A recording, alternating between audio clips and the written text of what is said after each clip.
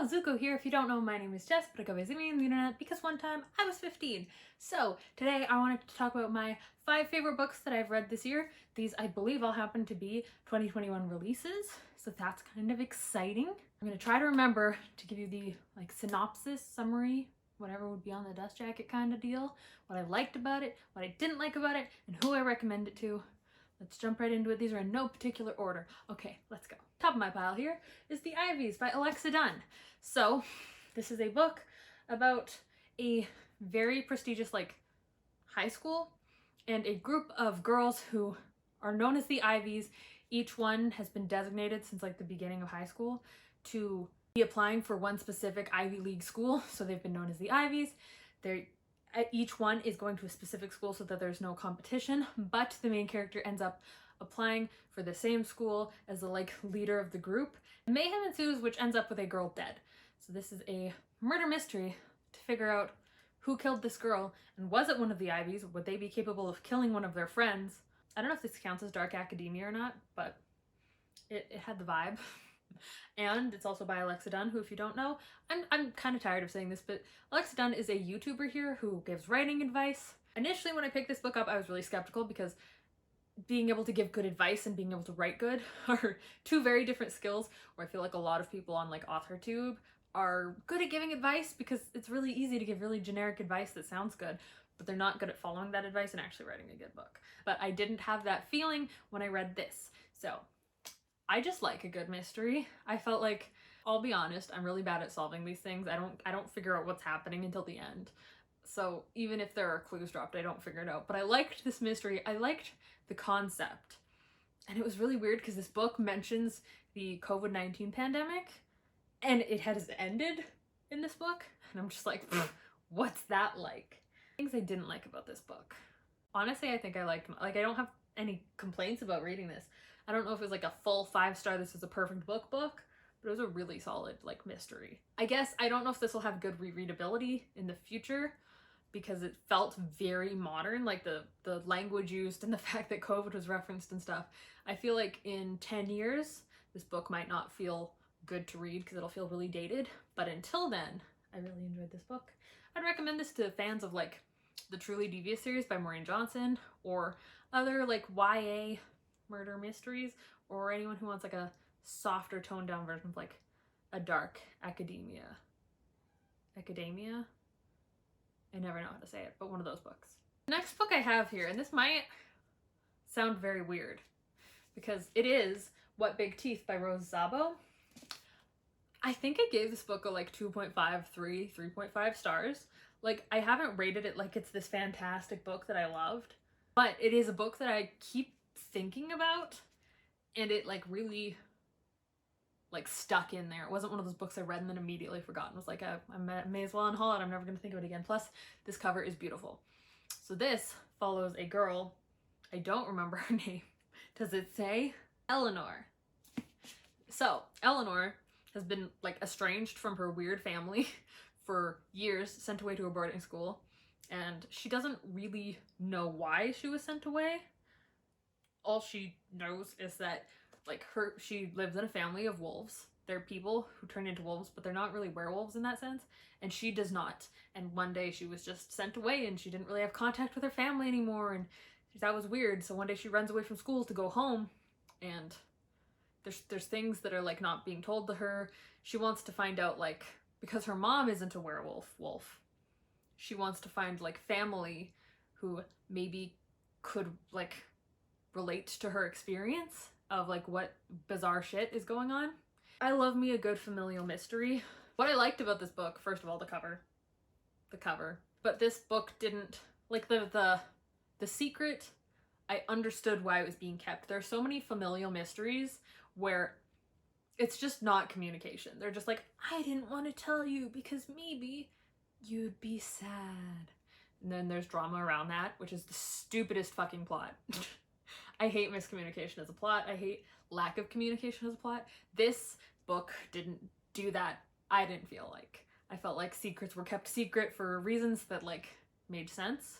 This book was also just really bizarre. It was super weird in a way that I liked. It was very dark and eerie, and just weird. And I really vibed with that. What I didn't like is there's a romance in this book that had an age difference that I just can't approve of.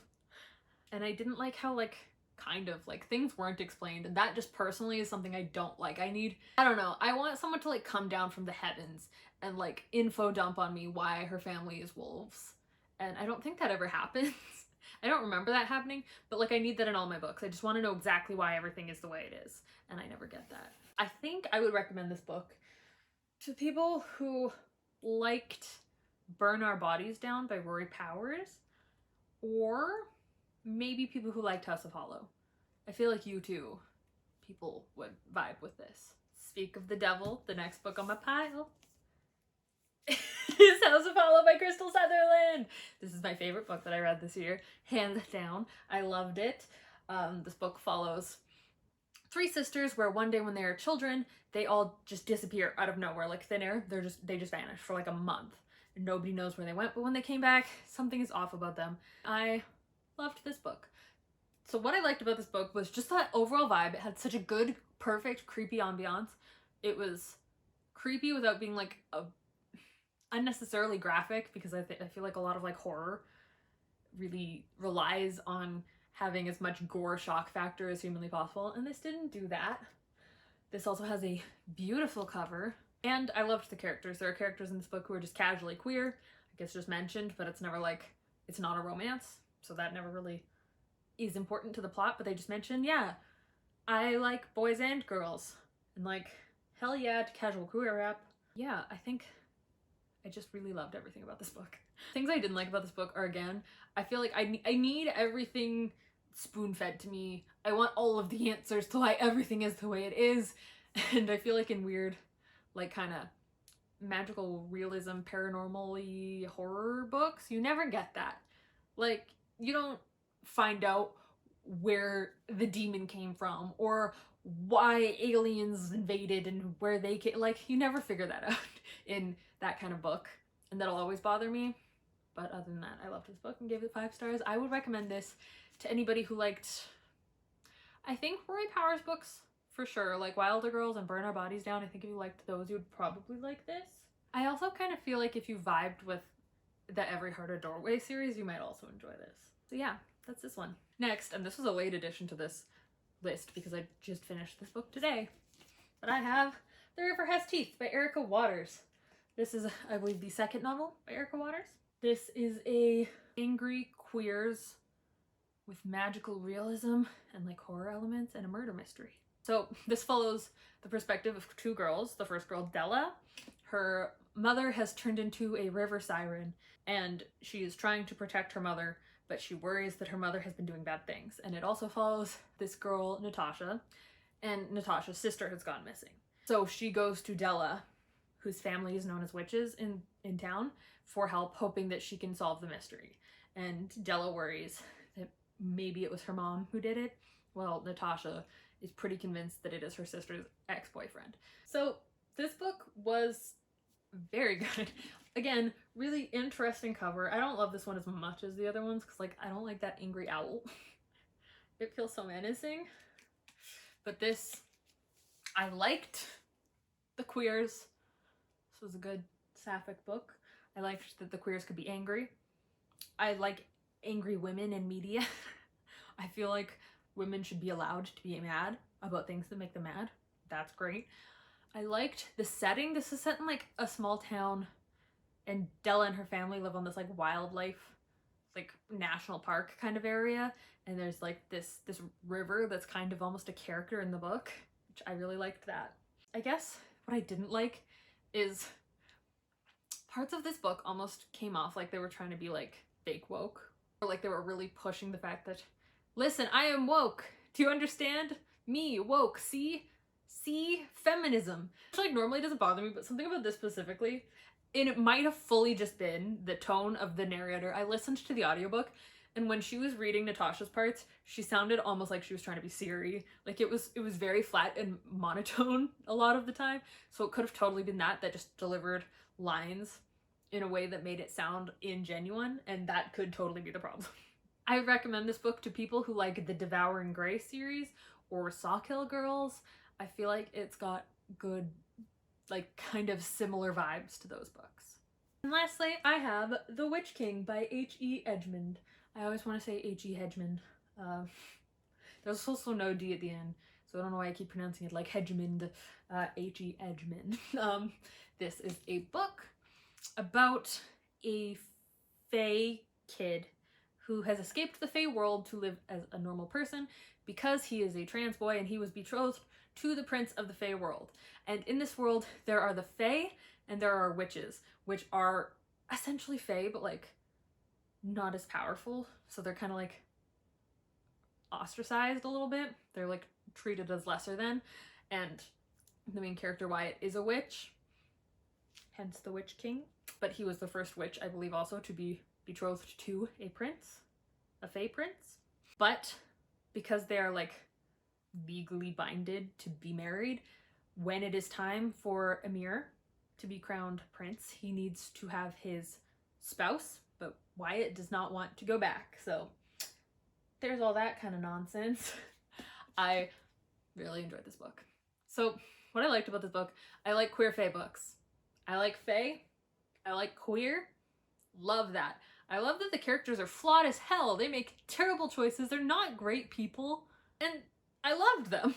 And I liked that, like, the characters talked in the same, like, slang and vernacular that me and my queer friends do.